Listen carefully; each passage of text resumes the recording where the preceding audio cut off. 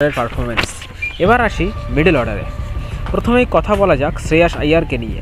4 নম্বরে ব্যাটিংয়ে নেমে তিনি 16টি 6 এবং 32টি 4-এর সাহায্যে করেছেন 421 রান, সাথে রয়েছে 3টি অর্ধশতক এবং একটি শতকও। খেলেছেন 106+ স্ট্রাইক রেটে। তারপর আসি টিম ইন্ডিয়ার সিসিটিভি ক্যামেরা, যিনি উইকেটের পিছনে দাঁড়িয়ে নিজের কাজ তো করেছেনই, আরও ক্যাপ্টেনকে দিয়েছেন অনেক সূক্ষ্ম পরামর্শ।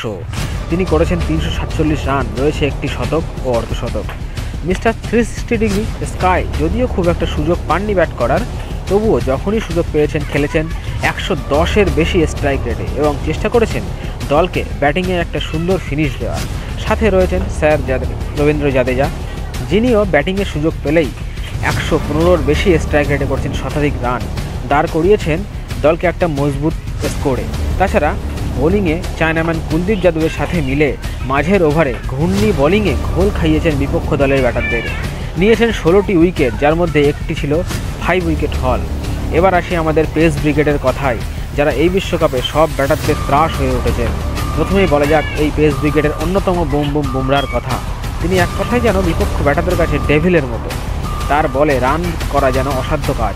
পাওয়ার প্লেতে বল করেছেন সর্বাধিক ডট বল, যা প্রায় তার করা বলের 80%। নিয়েছেন ইন্ডিয়া টিমের হয়ে সর্বাধিক উইকেট 17টি।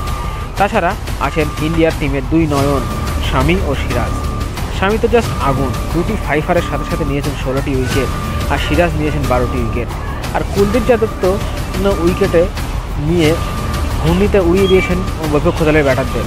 তো বন্ধুরা, আপনাদের কি মনে করেন এই অসাধারণ পারফরমেন্সের জোরে কি তারা পারবে আনবিটেন অবস্থায় বিশ্বকাপটি জিতে নিয়ে বিশ্ব রেকর্ড করতে? কমেন্ট করে জানান আমাদের। আর এরকম তথ্য আরও পেতে চ্যানেলটি অবশ্যই সাবস্ক্রাইব করে পাশে থাকুন।